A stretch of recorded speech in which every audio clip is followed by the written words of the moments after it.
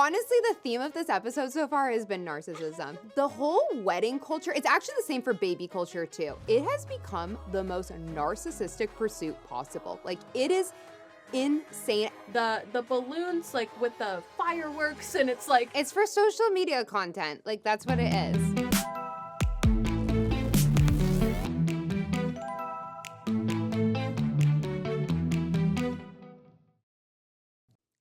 Hi, Sincerely Sisters, and welcome back to Sincerely American. It has been a busy week, you guys. I have been moving. I am exhausted. Anyone who's moved with a 3-year-old just knows you have to get things unpacked very quickly. You have to get your house in order. And so I've just been nonstop unpacking. For those of you wondering, I am in the same area. I have not moved out of the DC area. I'm just moving 50 million times in my life, and I'll go into it later. For my propaganda. But anyway, so if I'm a little more tired, please give me a little grace over here. no, I love it. Jamie's Superwoman. Imagine moving, because everybody knows that's like one of the most stressful things you can possibly do in life is move. And then on top of that, she's packing everything up, and then she has a daughter to take care of. Mostly, when I've moved, obviously I don't have children yet, and I still consider it to be so hard. So props to you, Jamie, for being able to do all of that. Well, I'm lucky. My family's been so helpful, my mom, my sister-in-law, shout out to Caroline, so helpful to Drake and I, so I'm very thankful for that, and I only have one child, but I was thinking about, if you're doing a move with, a family of 5 and you don't have anyone helping you, I'm like, God bless you. I think that is the most difficult thing in life. No, it is. Imagine all the clothes to put up, the rearranging. It's hard. It's crazy. Okay, speaking of family, one, we have some really funny things, but I feel like we need to do first a serious topic because I saw this and I feel like it was almost rage bait for this podcast. And so this is a serious one, but then we're going to get into all funny, so girls just hang in. But I honestly think it's very good to cover these topics as well. So New York Magazine, I'm sure a lot of you guys have seen this, they published an article titled, "I Regret Having Children," and it's about women who wish they had chosen differently.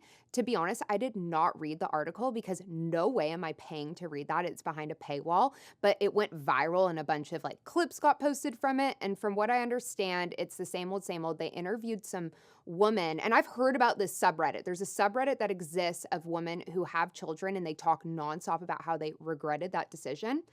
And I wanted to cut to this particular paragraph because I just was honestly so disgusted by this. I just feel like it needs to be shared and we need to discuss this. So in the article, it said, when they were interviewing this woman, "I am not the parent my son needs. I don't feel anything for him, and I don't want to wait it out for years and walk out when he has actual memories.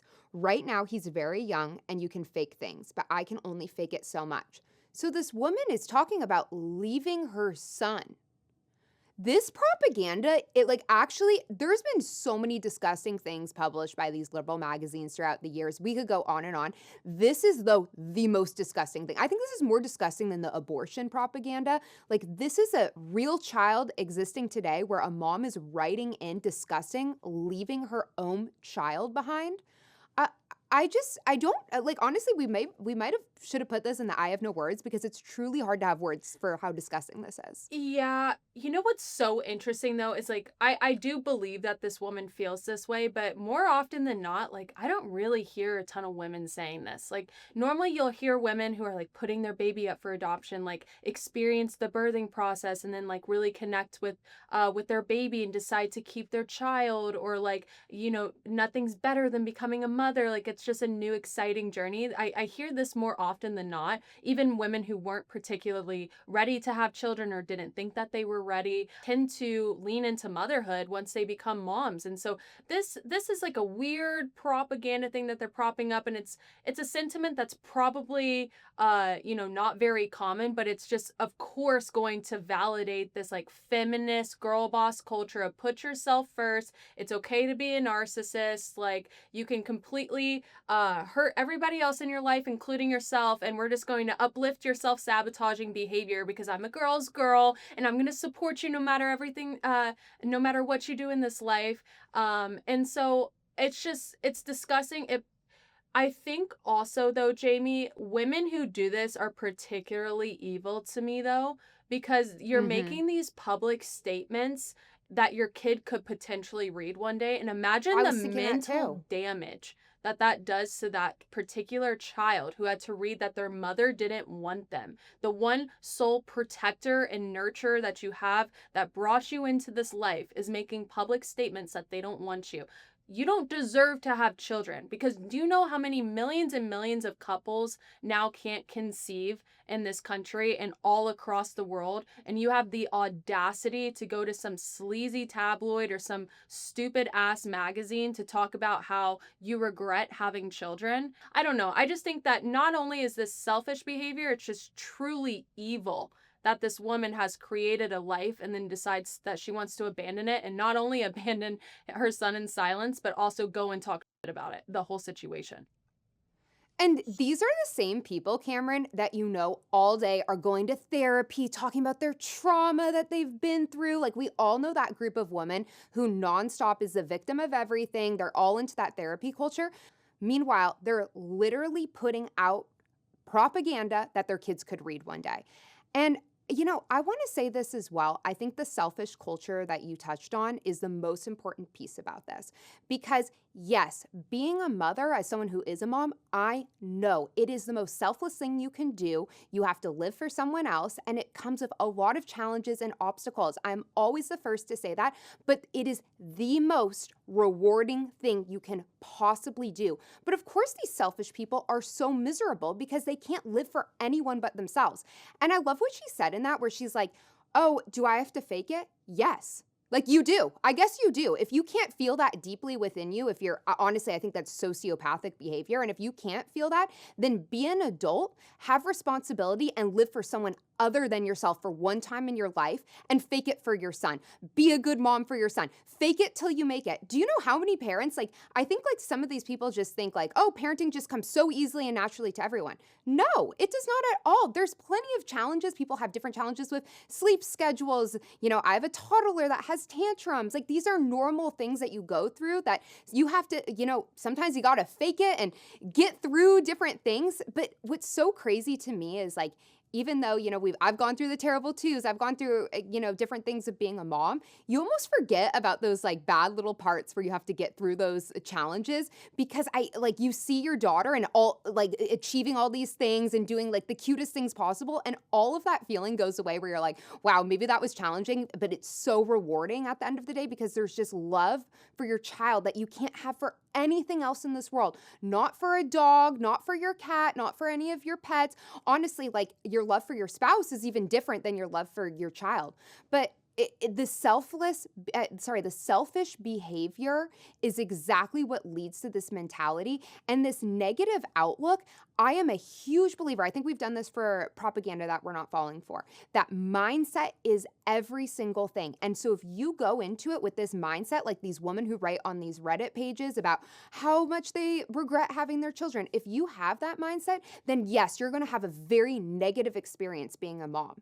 But instead, if you choose, like you said, Cameron, to be like, I have been gifted with a child. How amazing is that? There's women who have not had that opportunity, whether they haven't met the right person or they're dealing with fertility struggles, and God has blessed me with this beautiful child, and it's my job. This is truly what women were made for our bodies were made for raising our children. And it's just, it's like such a beautiful opportunity. And like I said, it comes with its challenges, but taking advantage of that and having a positive mindset that's what's going to make you the best That's mom. a And no good one's going to point. be a perfect mom. That's a good point, because you just said it, a positive mindset. These women are looking at life glass half empty, of like, oh, this is taking something away from me. Now I have to live for something else. I don't have this freedom. You actually have more freedom when you're actually growing up. You become an adult and you grow into yourself. You have more life experience under your belt, and you can look at it from the glass half full and be like, wow, I actually have a legacy to continue. I can instill my values in this child. I can reward them and provide them with the greatest experiences and wisdom that life has to offer. And God chose me as this child's mom. Like, you could look at it from that, but it's just this, we've rewarded this narcissistic mentality where these people are so hypersensitive to criticism. That's why you said with the therapy culture, they're going to go in there, they're going to play victim mentality of, oh, poor me, I don't want my kid anymore. It was because I was raised like this and I'm not ready for this. And it's like we've rewarded this selfish behavior of like people can't inconvenience themselves for their friends anymore. We have to set all these boundaries, but they're toxic boundaries. And the list goes on. And so that's the only thing I'll say about that. I think it's a mindset problem and it's obviously a deep character flaw, like of the way that she went about it, publicizing these sentiments. But on top of that, it's just we've rewarded this very selfish thing where they've replaced God with themselves. And so they're at the center of their own life. And so therefore they think that the orbit and the entire world revolves around them. And the last thing I'll say about this too was in this article, they presented like, oh, are you going to choose to have money, lazy Saturdays, free time, or are you going to choose then to have children? I just kind of also feel like that's like a false decision. Like you, just because you have a child doesn't mean you can't enjoy life. Like actually it makes so many of more of the experiences even richer, like even greater. I can't say that enough. And yes, like I said, maybe you are not going to sleep as well and you're going to have to deal with some tantrums. And obviously as kids get older, I haven't experienced yet. It comes with like the school, the soccer practices and you know, that crazy lifestyle. But you still can have so much fun. You can go out to brunch with your friends. You can get a babysitter and go out on dates with your husband. It's all about mindset and making it work with your life. And I just absolutely hate this. Like your life ends when you have kids because I always talk about like my life began when I had Vivian. Like and I just find it so gross that like this liberal media, of course, like you said at the beginning, I think that's very important. I think this is a very small minority amount of women who feel this way because most women feel similar to me that maybe they're scared when they find out that they're pregnant, but it becomes the best thing in their life. But of course, I think it just says everything about the media that that's the stories they choose to highlight. The most negative, narcissistic people. And by the way, I bet if they didn't have kids, they would just be like negative, miserable people regardless. So like, I think that's everything you need to know. Like whether they have kids or not, they're just negative, terrible people. Anyway, that, like I said, rage bait for this podcast. Totally changing course to TikToker Eli Rallo. I see her posts a lot. She's like a very hardcore feminist. But she's very popular on TikTok. And I've seen this trend as well, not just from her. I've seen this from a lot of people, where people are now listing their rules for their wedding. And we'll roll the clip. The last time I posted rules for my wedding, it was approximately 1 week after we had gotten engaged and we hadn't planned anything yet, and that was 2 years ago. So this is the official rules for my wedding. We are 4 months out, 4 months and like 2 weeks. Also, I'm glad this didn't post yesterday because nothing was uploading because I posted it on Instagram, but I've since made some changes. Okay, let's get into it. Okay, Cameron, have you ever gotten sent a list of rules when you're going to someone's wedding? Oh my gosh. I mean, what a treat. Like, she sounds like such a delight to be to be around, honestly. No, you know what? I'm glad that humans have free will because if I was invited to this wedding, I would just simply not go. Like, I'm being completely honest. I wouldn't show up. Like, who do these people think that they are, Jamie? Like they think they're Princess Diana. They literally think they're Princess Diana, where it's like you have royalty laws to abide by and like customs. Like, who the F are you? Like, actually, like, where is this girl from? Like, who knows?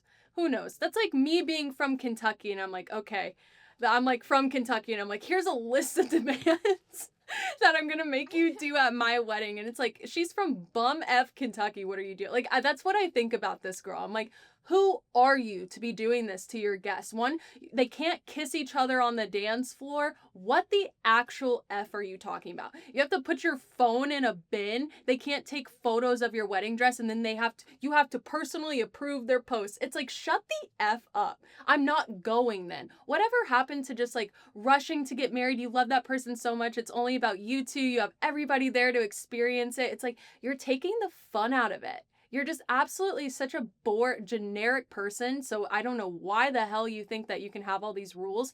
And honestly, here's the thing too, though. Like, she's a person. It's her day. She's paying for it. I guess it's her decision to make the rules, right? Like, I understand that side of the coin, but then understand if people don't want to go or they think that you have a stick shoved so far up your bum that they just don't want to be around you because like I like that you said bum because you're like say that to being Vivian. a Nazi like about what they can and can't do at your wedding. Like, they have to walk on eggshells to please you. Bridezilla. I would never want to be around that. She goes, no shots? People can't effing take shots at your wedding? No. Jamie, no. This girl and me, we would never be friends. This would never happen. I would never, even if I was an acquaintance, I'm not going. I'm just not going to that wedding. I'm not spending time on that. Quickly, I like that you said that shove a stick up your bum instead of butt, because we say that for Vivi. We always say We bum do. bum. I am trying to It not just made me cuss. laugh. I've Totally off cussed topic. probably 20 times in this episode already from these topics because the audacity just blows my mind with these people. But I made it a New Year's resolution not to cuss. And Vivi, if you're watching, it's bum. Vivi, I want to watch Mommy and Cam Cam. Or what did she say? She's like, Mommy, I want to watch you and Cam Cam. Yeah, that is a true story. She loves watching because she loves Cameron, so she thinks the podcast is really cute. I don't really like ever. I'll just show her like a very small clip. Tell that's them that family she friendly. didn't love me today, though. I tried to FaceTime her. And I tried to get her attention. She was like stonewalling me, acted like I didn't even exist on this planet. I'm like, okay, queen, like go off. Like, I love it. Be hard to That's get. Vivi for you. Keep them coming. Keep them wanting more. Like, I love her. She's such a diva. But anyway, sorry, I That's didn't Vivi mean for to you. like completely go off. I was the one that No brought us fan. aside. Honestly, the theme of this episode so far has been narcissism.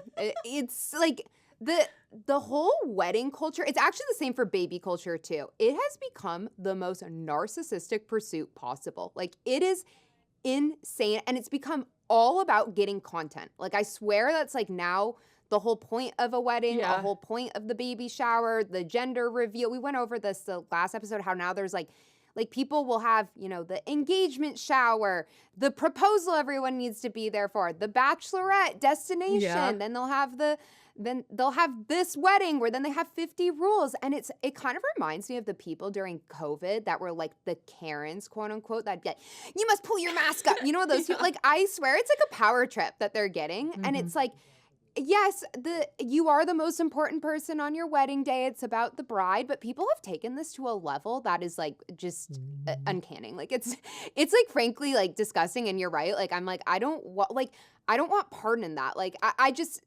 Jamie sent I me just this, think, like- and tell the sincerely sisters, she sent me this text in all caps. She's like, Cameron, you would hate her. Like, and then I watched the video. Needless to say, I don't like this bitch.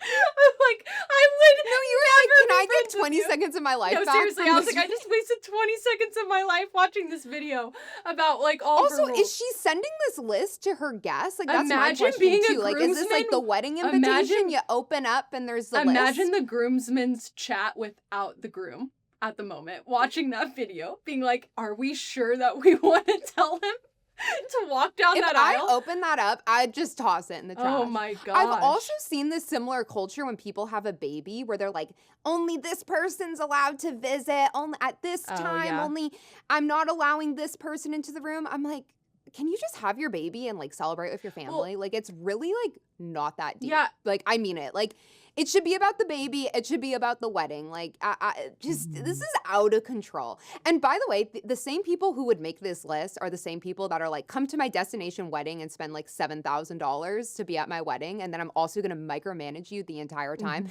And also, you're not allowed to bring your kids, but you're not allowed to have your cell phone. So like, if there's something going on, like with your child, you can't even like figure that out. And like, I'm all for like getting off of your phone. Like, I agree. It's probably like tacky to be on your phone the whole time.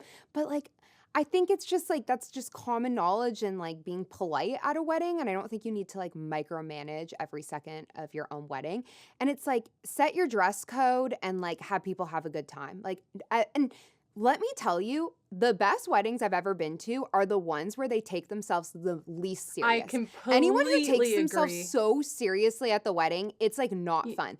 The best weddings are when it's like just being honest, maybe people have had too much to drink. They're staying out on the dance floor till like 4 a.m. And it's like I loved like at Bryson, our friend's wedding. Like she like went so late into the night and like just let everybody have fun and sat people at like the fun tables. Like, I don't know. I just think that's like the best way to be. Those are like the best weddings in my opinion. I completely agree. Also remember going to a wedding of my roommate from college. Her and her high school sweetheart got married, and same vibe. Like they went out, they hung lights in this like beautiful area, a bunch of acres of land. There was like a really pretty barn. Danced all night. There was not this many rules. Like getting the makeup done, it was so nonchalant. People like taking behind the scenes photos. And it was so beautiful because they had been together for so long. And so you really just felt the love in the room. Like, I feel like with a wedding like this, that takes away from the couple because there's so many rules. You're being micromanaged all the time.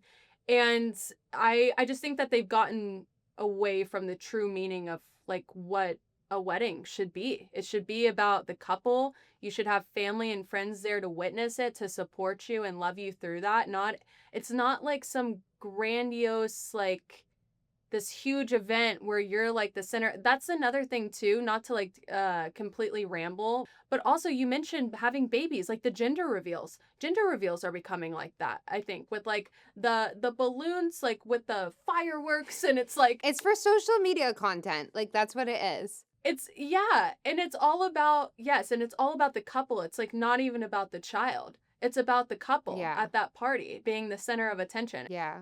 I feel like people are moving in that direction now because a lot of people are just so sick of this. Like, Yeah. I think people have wedding fatigue. I know, especially when The you get wedding to like industrial complex. the wedding industrial complex is a real thing. Like, it's like churn out hundreds of thousands Yeah. of dollars, the photographer, the venue, the caterers, the The vendors, videographer, the fireworks at the end of the night, the hors there's probably some d'oeuvres. lobbyists in there, like working out this wedding industrial complex. It's bigger than our defense system The in this planner is country. normally more expensive than booking the actual venue these days. If you get a good wedding planner. If you want to make $1, get into Yes. weddings.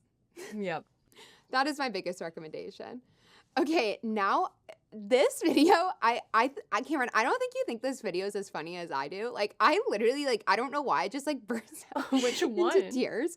So basically, you guys know, like, there's like this self-diagnosis trend where people are like, I have autism, I have Oh, yeah. ADHD. Like, everyone has something now, and they've like a lot of them like haven't even gone to a doctor. And that being said, let's be honest, like with our healthcare system in this day and age, like a lot of people are just getting diagnoses for the sake of to like push some pills. Like, I mean that. Like, it's like everyone has depression, anxiety, ADHD, and like I don't know. There's this Jamie whole finds this self-diagnosis. funny, but the truth is that like this is funny to me in a different way because I'm such a hypochondriac. Like, I Google my symptoms and think that I'm suffering from some terminal illness. No, I do as well. I Every actually day. am a bit of a hypochondriac. Like, every day I think something's wrong with me. I'm like, oh, I had a heart palpitation. What does that mean? Like, oh, I'm having a heart attack.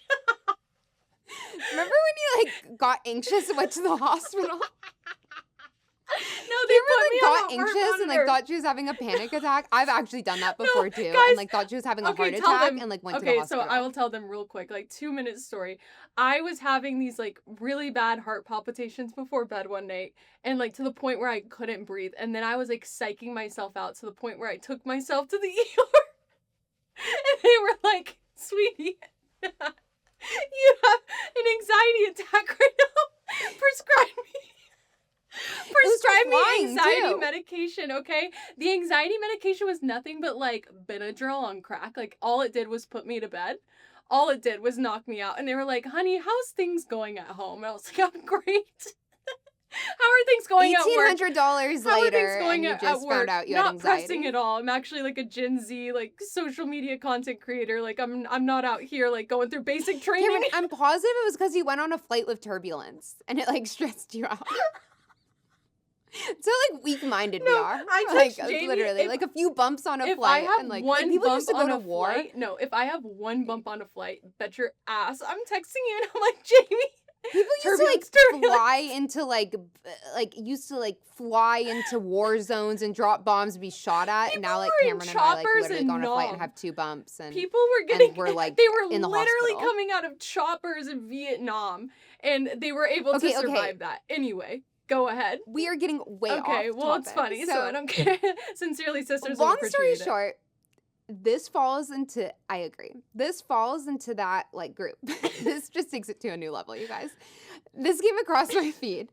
We'll roll the clip. So for our listening audience, it says, yes, ADHD and neurodivergence is a disability and you can pre-board if needed. And this woman, I'm sorry, she's throwing her bag onto the seat. But the best part is, I went to the comment section and I guess I'm just like, please tell me, like, sometimes you see these like ridiculously absurd videos and you go to the comment section, they're like, yes, queen. And everyone was like, actually, this is really problematic. And she's, what is neurodivergence? Like anyone is, like, how do you even categorize that? I don't know. And by the way, Let me think look about it like up. someone who's like actually in a wheelchair that has a quote unquote disability and who actually has a disability and they're on the wheelchair and they're going in and this woman just has neurodivergent describes people whose brains function, learn, and process information differently from the societal or typical standard. So basically, it's like ADHD, dyslexia, Tourette's, or autism is what they're talking about. And doesn't she have ADHD? So that's what she's saying. She got on the flight first, priority boarding for ADHD, right? like priority boarding for a disability is for people Or in who are like wheelchairs. legitimately in a wheelchair. Anybody because they need more help active duty getting on. military, pregnant women, like seniors who have trouble If walking. you have young kids, Need help with their baggage, their luggage. Yes, you have strollers. ADHD? Jamie? What? What? I just like you know these like I can't. the gate agent who's like hearing this like, oh, like what's your disability, or she probably can't even ask, but even if she told her, she goes, I can't say anything because I'm gonna be like sued tomorrow if I like say actually no, you're not getting on right now. Because people are such snowflakes. They're so soft. Like anything. This reminds me of the people who like rent the scooters that are meant for like old people, or like I said, if you actually have a disability and can't walk, but they're just like so obese at Disneyland that they rent the scooters and like take up room. And then I love like the woke people like get in fights about it because they're like, well, we're like the level of like wokeness if you're like taking away the privilege of the people who are actually disabled versus if fatness is actually like where it ranks on the hierarchy of oppression or whatever. And so I just like, I love like the war that happens. It's given the same energy to me. Yeah, it's like the wokeism Olympics where it's like, or like I don't even know. I wanted to call it a disability Olympics because do you remember like you could only get a job if you filled out if you're like Indo-Pacific or Black with severe autism. It's like, oh, you're hired. And it's like, that's how far we've gone in a society where we've just gone. By the way, okay, go ahead. If you have ADHD, wouldn't you want to like get on the plane last? Because like if you're like hyper, you know what I mean? Oh yeah, you're like sitting there like stomping your feet, or like you have like some tic, or you're like ultra like looking around at your surroundings 24/7, like getting bored. Or antsy. Yeah, I don't know why she would get on the plane first. No, but let's be honest. This goes to show you how like terrible our whole like flight system is these days. It's just like literally a mess. Everyone is competing for the carry-on baggage space. Oh, that's why so people are making true, actually. Fake disabilities in order to get on first and put their little carry-on bag up in the slot. Because I swear every single flight I'm on, there is like a full-on fight that happens when the speaker comes over. Mm-hmm. Hi, we're full. You now have to check your bag, which is why I don't do carry-on. That's like propaganda I'm not falling for. Yeah, I think all in all, Secretary Sean Duffy said it best, like, you know, act appropriately, dress appropriately with standards and some class. Like, I think we've just gone so far downhill as a society. And also, like, men don't help women with their bags, like their overhead bags anymore. They don't dress. Biggest pet peeve. Yeah, they don't dress for the occasion. Like, if you look at older photos when, like, first class tickets were just becoming a thing, like not the tuxes, but like the suits that men would wear, with their hair like freshly cut and all styled. Women had on like the most beautiful dresses or like suit sets. I don't know. It was just such a vibe. Can we get back to that? Like, I don't want to see you in your sweatpants. I don't want ADHD or your SpongeBob pajama bottoms. People going on before pregnant women or women with strollers that are like having screaming kids, like trying to regulate their own emotions, like trying not to cry with anxiety, getting on this flight with a bunch of kids. Like, can we give it back to those and like cater to that part of society? Why are we catering towards your neurodivergence? Like, that makes no sense to me. Your neurodivergence. We're all neurodivergent. Like, we all think differently. Imagine being like, I can't read a book and I flip words backwards. I'm dyslexic. I need to board the plane before you. Neurodivergent is the equivalent in the mental health community. It's the equivalent to queer in the LGBTQ community. It's for people that don't necessarily even fall into anything, but they need like some title to be a part of this community. Speaking of the LGBTQ community, you see the transition I did there. I have no words. Okay, so this came across my desk, aka my TikTok feed. Um, so popular YouTuber, I'm sure a lot of girls are gonna know who she is. I actually mentioned her in the last episode, Aspen Ovard, and I used to watch this girl all the time. She's someone that I like. I remember that whole YouTube era back in like 2016. This girl was like a travel YouTuber. She like made her wedding a big part of her content, and then she had children, and that was a big part of her content. She kind of became one of these like mommy vloggers. Well, she's gone in a completely different direction. So recently in a TikTok, she explained her divorce. She got a divorce like over a year ago, and that like came out was shocking to the community. And now Did she's people follow her explaining. husband? Okay, Yes. so did they have like a couples account or something? Yeah, Okay. they had a joint couples account, and then they got a divorce, and that was like real. I remember when that came out. Actually, I was like in shock by it. Like I was like, "What?" Because they kind of gave like conservative vibes, just like they're from Utah, so they come from like, I don't think she's actually Mormon, but the kind of like within the Utah culture, people are very conservative, have a lot of kids, get married young. So it was kind of shocking when they had a divorce because they did so many things together, and it was such a big part of their content, their marriage. And now we're a year and a bit down the line, maybe 2 years actually after the divorce. And she's now explaining that she's in a polyamorous relationship with a married couple, but she doesn't like to put labels on it. Let's roll the clip. I actually do apply this to my relationship. It's kind of long, but it's like basically about not labeling like my sexuality or my relationship or whatever, because there are so many people that are like, oh, you're in like this type of relationship or like this or this. Which, like, those things by definition are like not true, but also people in a monogamous relationship don't go around being like, oh yeah, I'm like in a hetero monogamous relationship. Like, you guys know, I'm like, I don't need to put certain words on certain things. Like, I'm just happy with my people. I'm loved. Everybody feels good, and like that's all it is to me. Yeah, I have referred to Brie as my girlfriend, obviously, if I was referencing her online for the past year or so. And it's not that that word like doesn't fit, but I definitely think of them as like partners. Labels are just like such an internet thing. Like, it can help people understand themselves. Like, some people need it. For me, I just feel like any type of label like that for like sexuality, relationship, whatever, is just like putting yourself in a box, and I just don't feel the need to do that. It's just so easy to feel like pressure when you, not for like me, I don't really feel pressure from like the internet, but I feel like when people are online and they see everyone putting themselves in these boxes with these labels, and I'm just here to remind everyone that you do not have to do that. Just like who you like, and that is what it is, I think. Okay, Cameron, for context, this woman has 3 children. I feel like, okay, so you mentioned that she's a mom from Utah. Like, you have a lot of moms from Utah, and like specifically in the Mormon community too, like kind of embracing this like sexual deviancy in a way where they're like openly admitting to like these polyamorous relationships and like participating in threesomes and swinging. And honestly, when you first brought this to my attention, it makes me question, like, is there some entity or some group that's trying to like defame and make the Mormon church look bad? You have so many people surrounding like the Mormon church, and they're all like kind of degenerates in this way, where they're like really like airing out their like sexual dirty laundry. I've like never seen this before. Only in this like Utah community have I really seen this.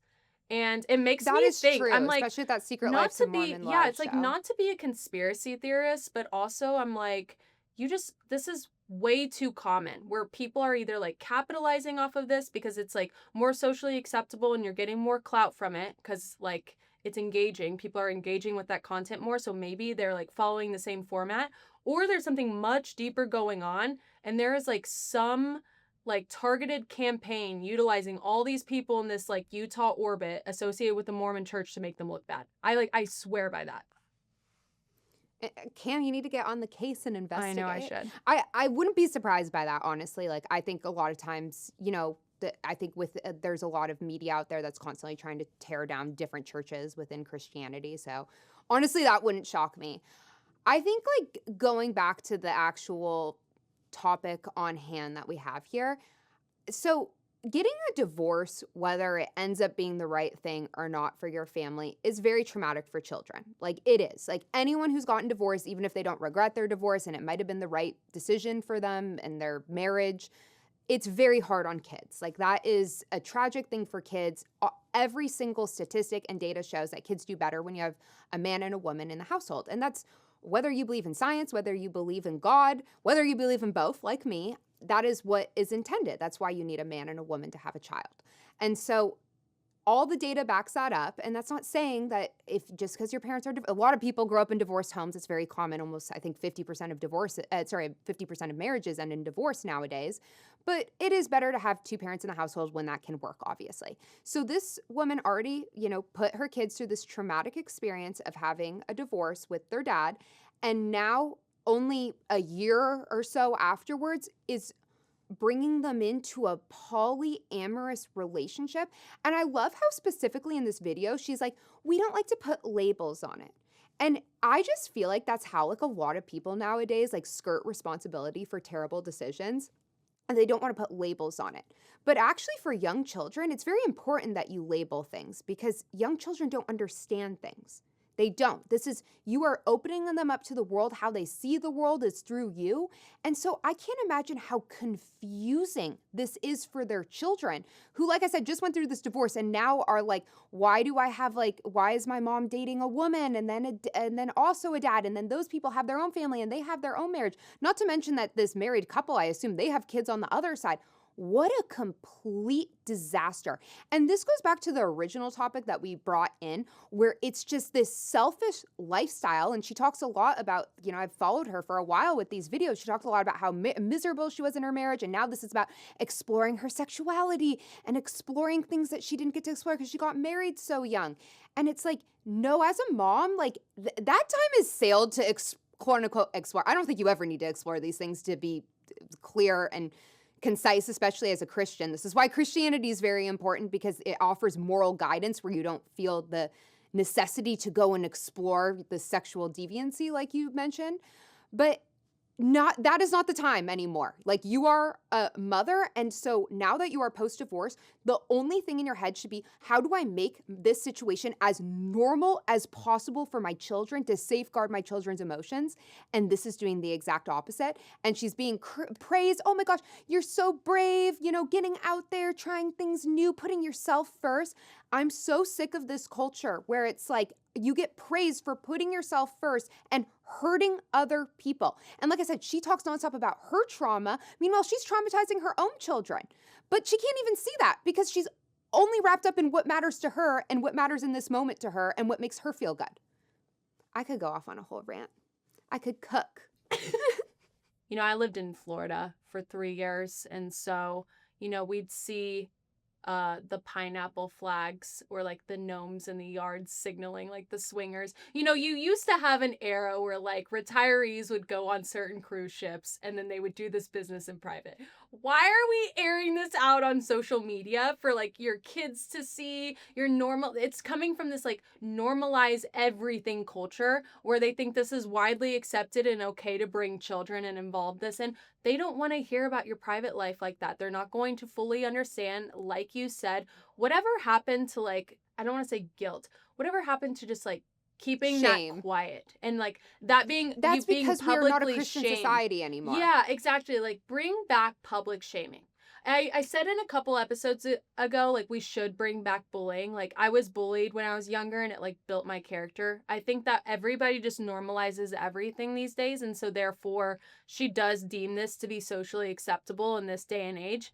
And it shouldn't be. It's really detrimental to these kids. Like you said, they're going to be questioning everything. They're going to be asking themselves what's acceptable. And, that person is the standard in their life. That is like their superwoman in their life doing everything for them. So of course they're probably going to put them on a pedestal and think that that's okay. I just wish people would do this in private. Like I'm not even saying you should do it at all. I actually agree with you. I'm not even gonna like. Of course, like this is a Christian conservative podcast. We're gonna advocate against that, like especially like once you have children involved, like you were divorced, like it's not the time, like you said, to be dabbling in these different things and finding yourself this way. But like if you're gonna do it in private. Like that's how people used to do things. They used to do it in private. They used to not tell anybody. It used to be on the down low. And honestly, that's just how it should be.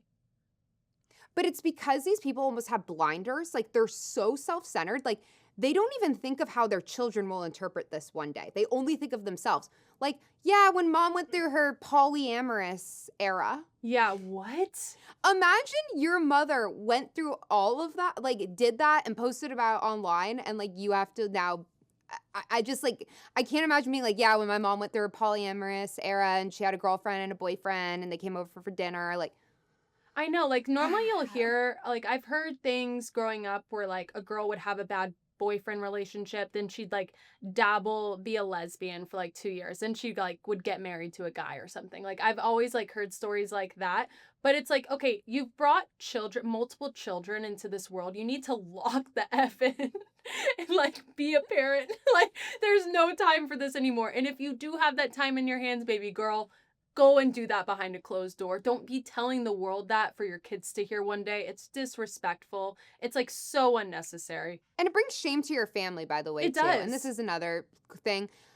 Whether you have kids, whether you're a mom, whether you're not, you don't just get to live for yourself and only put yourself first. Like, it's just not an appropriate way to live. And like I said, this is the type of degeneracy that happens when we remove Christianity from public life. Because whether you were super Christian or kind of Christian or you're a church you're going to church every Sunday, Christianity gives a very clear moral framework that has worked very well for society, especially Western civilization, obviously, for centuries. And this is what happens when you take that away. It's like the slippery slope where it's like, oh, we take out Christianity and we replace it with science or whatever they claim to replace it with. And next thing you know, no one can tell what a man or a woman is. Someone's claiming that they're a dog and they're a furry or whatever. And then we have people having thruples Yeah, and they're blurring the marriages lines. that God knows what's going on. Yeah, they're blurring the So lines. it hasn't been great. No. That is my rant of the day. I have no words where we always have a lot of words, ladies and gentlemen. All right, moving on to hot or not.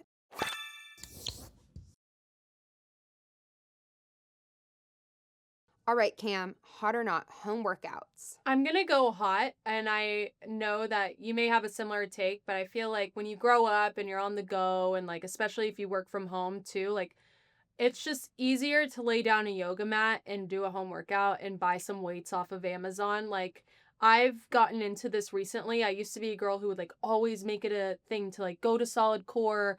I live in LA and there's tons of traffic, and sometimes I don't want to drive somewhere. And like I normally go on a walk, like I know you do too. Like that's, your primary exercise choice. But like I've been really getting into home workouts, like get a resistance band. It's very easy to find online programs too. Like a lot of the personal trainers here in LA I want to use, but they're so booked out, or it's like they're training like so many different celebrities or different like well-known people. They have like a wait list and things like that. I just use their online programs and it's much better. So I'm going to go hot. I'm going to go not for the reason. I think I might have explained this on the podcast before, but I think because I was an athlete growing up, I just like feel like I used to be like super athletic and like worked out all the time, was at practice. I almost feel like it like burned me out. And now I'm like, I just don't have the discipline to like sit down and do those like leg lifts with your like butt up. And I know it makes you look so good. Like I just don't have the discipline in this day and age anymore.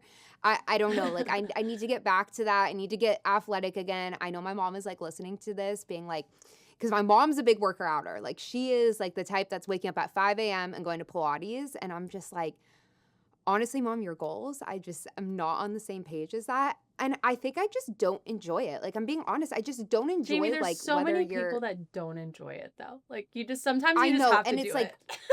yeah, I agree. That's like where the discipline comes in, where you like force yourself Yeah. to do it.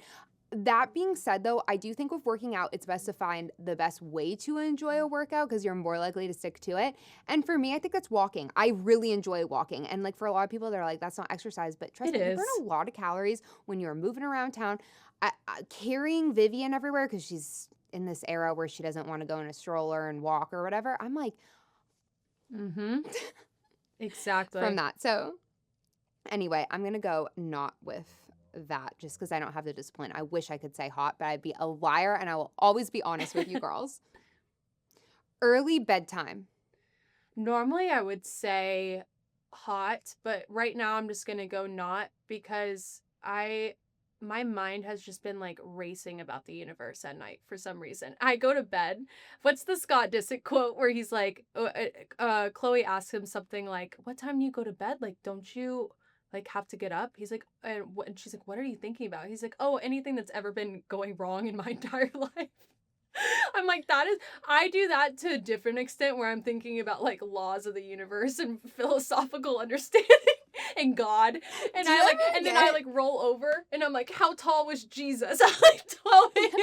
That is literally what I do. Like randomly I'll be like, I must look up like I'm like, yeah, when were the pyramids built? exactly. Like, why am I looking this up right now? Same. And so once you pull out the phone, it's over. Like over. you're staying So up for I'm another gonna go hour. not. I cannot do. I used to be like an early night. Let me make my tea, have my nighttime. I've been like really off with that recently. So I'm gonna go not. I'm gonna go hot because I'm aspiring to get to bed There you earlier. go. That is my goal right now, to get to bed earlier. But I don't know, like recently I'll be like, oh my God, it's midnight. I need to go to bed. Yeah.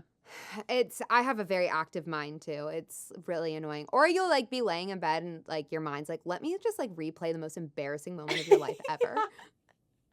And you're just like, thanks, mine. Yeah.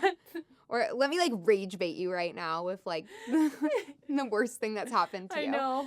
Or like someone did you dirty. You're like, thanks, mine. Now I'm active. Yep. Okay, outfit repeating. I'm gonna go hot because I think that there's just like this standard, and I was like this when I was younger. And trust me, I'm still kind of like this, but I'm working towards not being like this, where I need a new outfit for every occasion. I do think it's good to like, refresh your closet every year, like throw out the things that you're not wearing, like don't hoard things. But I'm going to just go hot. Like, I think it's fine to outfit repeat. There's just been this standard where you constantly need to be consuming things over and over and over again. And I think it's good to just like get good basics in your closet and rewear them. I agree. I think quality over quantity. And so like really investing in great pieces rather than like online shopping a bunch of fast fashion and like never repeating an outfit. I feel like it's way more stylish to invest in good things and repeat. But also like the things that you repeat, like you can be very strategic in like, for example, a pair of jeans or a coat or a top where it's like kind of understated chic, so like people won't notice. If like, for example, if you buy like a bright pink dress, that's kind of hard to wear to like multiple events because people will remember it. Okay, the 5-second rule. I'm gonna go hot. I do this all the time when I'm cooking. I'll like drop things and I'm just like, whatever. Like, I keep this house clean. I don't care. Now, if it's like concrete and I'm like at brunch, like in like a little bistro chair, like outside, no, I'm not eating that. But like in my own home, I'm not gonna lie, I do that. I like drop a cheese it, I'm eating it. My standard for Vivian is like up here for her to like consume something. The health, the non-chemicals, the no GMO, the organic, no process, can't have touched any dirt, nothing. The standard for myself is like down here sometimes. Yeah. Like I'm like, I think it's like only 2 days expired, it's fine. Yep. I swear my standard is like so low for myself, but I'm going hot with the 5-second rule. I believe in it. I wouldn't feed it to Vivian though, because I feel like when they're young, their immune systems, and I have to be a good mom. But for myself, I don't really care. It's like gross. It is what it is.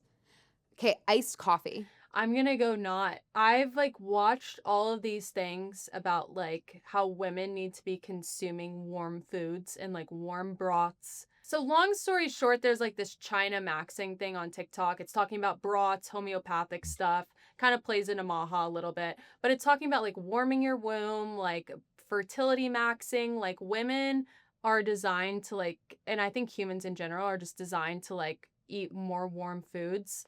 And so I'm just going to go not. I don't think iced coffee is like the best thing to have on an empty stomach first thing in the morning. I think it's better just to have like a warm, cozy cup of coffee. So I'm just going to go not. Cameron, you're getting like philosophical on here. I was just going to say it tastes like jet fuel. I just can't stand the taste. No, I get it. I am someone that would eat like a slice of cake for breakfast, but like be like no sugar in my coffee. Jamie would always, when we were in the White House, Jamie would call me and be like, we would share an omelet every single morning from this cafe in the White House. But two, she would ask me like, what are you eating? Or are you going down there to get our omelet? She's like, all I've had is a chocolate Santa for breakfast. I'm like, where the hell are you getting a chocolate Santa in like September? I don't know, but she would be stocked with tree. I'm like, okay. I just love that. I'll eat a chocolate Santa for breakfast, but literally draw the line at sugar in my coffee. Nope, nope, Yeah. nope, nope, nope, nope.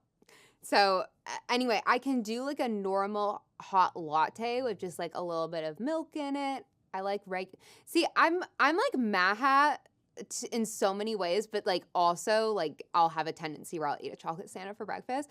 But anyway, I'll do whole milk in my latte because I like whole milk. Drink real milk. I don't like believe in all these almond milk things, but I can do that with no sugar. If it's in an iced coffee, I don't know why it completely tastes like changes the flavor. Ugh. Yeah, I don't Not like it. drinking that. It's like literally disgusting. But also, let's fertility max with some warmth. Okay, you guys, getting into propaganda we're not falling for. Okay, Cameron, what propaganda are you not falling for? Okay, propaganda. This is going to sound so basic, but let me explain. Like 2 minutes. Propaganda that I'm not falling for is women pumping their own gas. And yes, you could go the route of saying like, oh, this is a blue chore, like whatever. No, here's where I'm going to go with this. We need to bring back the workers who used to pump your gas for you. And like going to a gas station, as you know, Jamie, you've lived in DC, like normally homeless people crowd around gas stations. Normally like that's where crime goes down, like robberies, all this sort of stuff, right? Like I just don't think that women should be getting out of their car. That's like one of the number one places women get sex trafficked as well, is gas stations. So like to make this a safer environment, we need to bring back the people who pump your gas for you. They wear a glove, less bacteria, because a lot of people too, what they'll do is they'll put drugs, or there will be like drugs underneath the handles. No, I swear, Jamie, this is real. Like I've seen so many stories about this. There'll be drugs under the handles, and like that's like you're more susceptible to being like kidnapped, sex trafficked, things like that. And you just don't want to touch like the bacteria on the handle. If you had one person pumping your gas with a glove on, crime would decrease, productivity would rise. This would create jobs in the United States. I don't know why we don't do this. Like that is a very good point. It would create job. I completely agree. It would create a safer environment. I know so many women that would New pay Jersey more. does that. I know so many. New Jersey, you don't pump your own gas. Yeah, I know some places. A gas station in Beverly Hills, actually, near me, has people who will pump the gas for you. You pay a little extra. I think it's great. It creates a community. You get to see those same people every day. It creates like a more stable and comfortable environment for everybody involved. Like I just think gas stations, they've gotten, like, to just put it plainly, like so ghetto. And so I think if you had people standing out there, like kind of monitoring the situation, it would be a lot better. I completely agree. I'm totally on board with that. Okay, so propaganda that I'm not falling for is that we're living through wild times, historic times, unprecedented times, or people be like, in this economy. And let me roll the clip. For our listening audience, you look tired. Yeah, I've been constantly living through major historical events for the past decade. And this goes also, I just see this constantly where people talk about having children and they're like, with the environment, in this environment, you're gonna have children. In this economy, you can't afford to have children. You guys, people need to get a grip. And I literally think this goes back to like a complete misunderstanding of history. People used to have kids in caves. You'll be okay.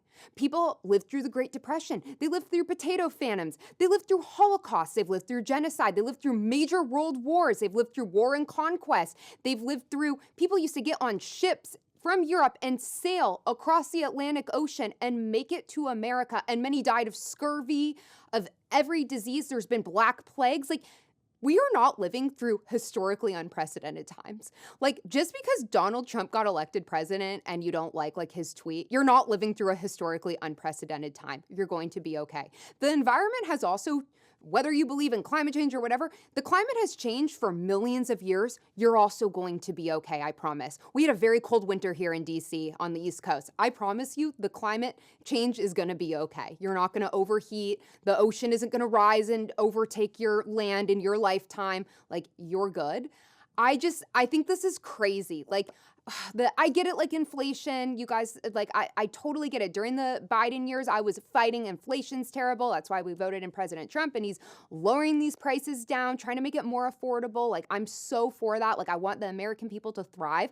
But also, let's just be honest, like, we live with such modern luxury that like your average peasant from even 100 years ago couldn't even conceive of. People used to do manual labor from sun up to sundown. They would go and dig the food that they would bring home to their table. Meanwhile, now we have people who sit on the couch, order DoorDash, a latte, and get online on their iPhone and complain. And like poverty in America in 2026 is so inconceivably different than poverty that exists for even part of the world that lives today, but throughout all of human history. Like poverty in America is like you still have a TV, like most food you can still, like you have SNAP benefits, like we have government welfare where you can like, you're not gonna starve. Like people, like if you were impoverished 100 years ago, like you're starving, your kids are dying. That is just, I've been on like some rants today. You're killing it, Queen. Keep going. You're not living through historically unprecedented times because Donald Trump tweeted something you don't like and like you believe everybody's racist now. Yeah, exactly. You're good. Such like softies. we'll manage, we'll survive. You can have kids. I promise you, you're not going to hurt the environment from having a few children and you'll manage in this economy. Okay, Cameron, what propaganda are you falling for? This is so random. Propaganda that I am falling. Changing yeah, course. 100%. I love what you said, but this has nothing to do with that.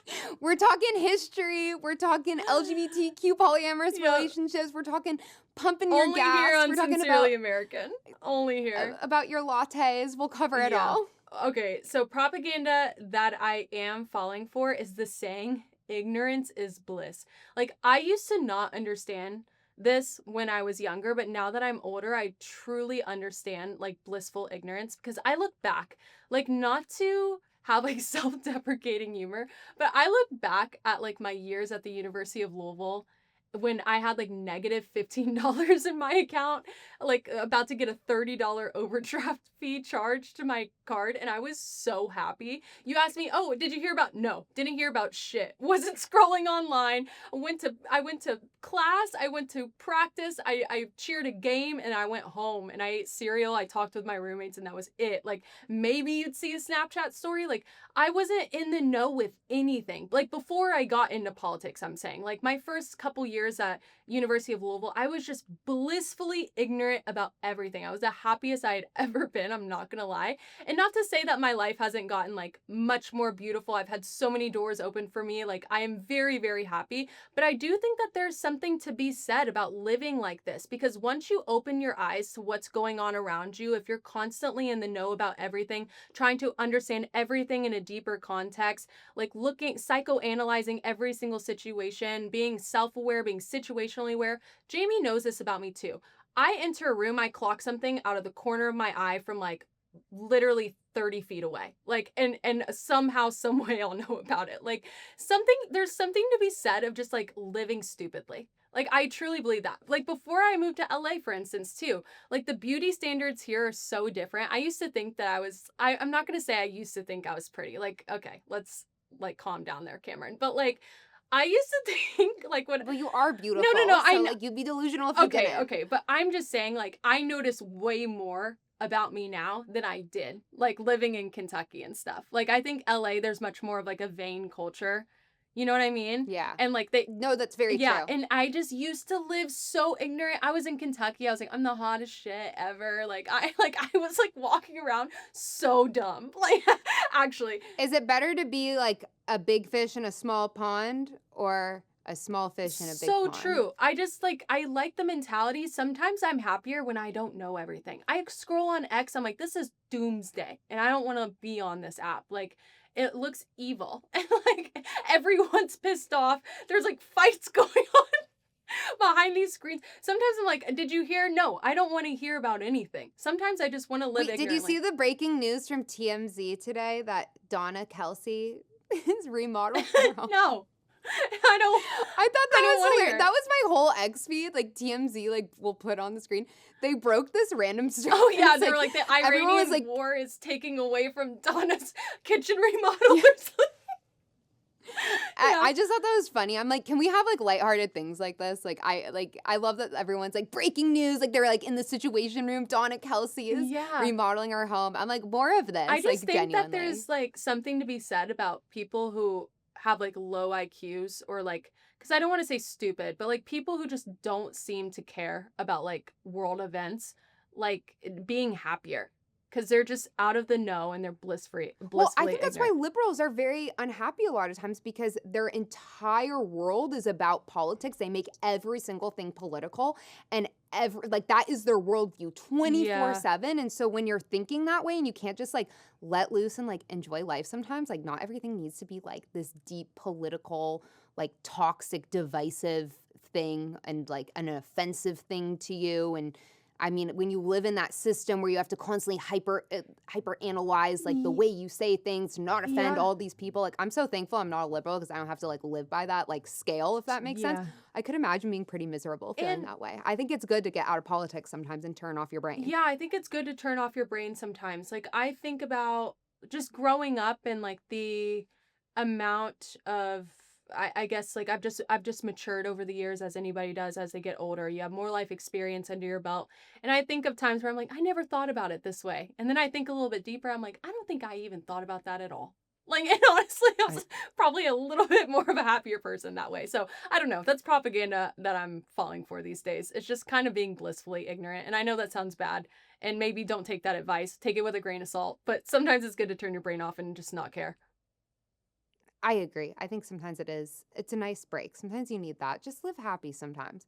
I think it's like important to be smart on issues. I really believe in that, that like you should be have a lot of understanding of the world and keep up with politics so you're not stupid. But at the same time, don't make your whole Yeah, life don't about it. let it It's a consume miserable way you to live. or you'll get burnt out.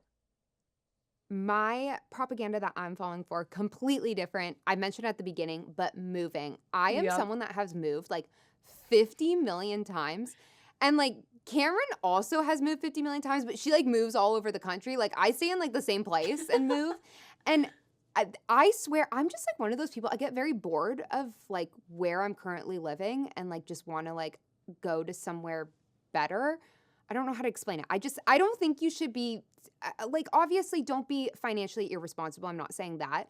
But like, I don't think there's any problem with moving and upgrading. Like, I think a lot of people can get locked into the same exact life and never like make any changes and never like challenge themselves and just accept the status quo.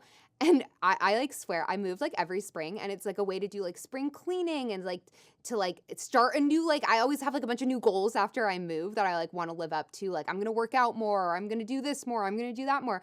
I just think it's like good to like change up things, keep things fresh. Obviously when you're young, when you're like Mm-hmm. when you get a little bit older and you buy a house, like you need to like obviously that's a different situation. But especially if you're young and like I have children, but if you're young and you don't have kids, like move to a different neighborhood, like experience new things. Don't be financially irresponsible, like I said. But I think it's just exciting. It keeps things exciting. It keeps things fresh.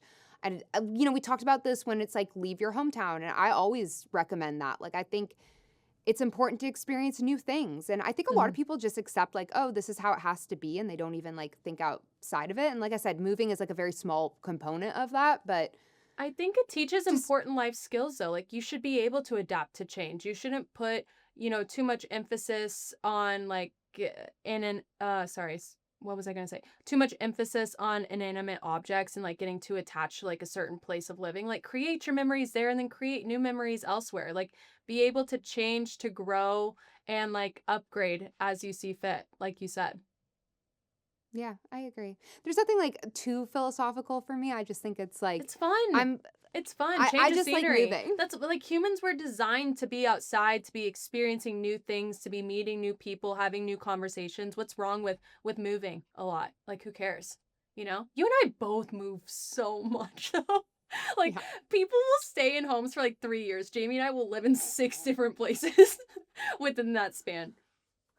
I will say, as I'm going through this move right now, it does come with a lot of it's very tiring, but it's worth it. Yeah. I always like being in a new place. It's exciting. All right, girls, that's our episode for today. Make sure you tune in next week and make sure that you're subscribed to us on YouTube, Spotify, Apple Podcasts, wherever you get your podcasts. Make sure you're following us on Instagram, on TikTok, and always write in questions to us. I know we didn't do questions today. We just had a lot of other things to cover, but we'll do that next week again. And always send us a DM with your feedback. We love to hear from Yep. you. Love you girls. Bye. Bye.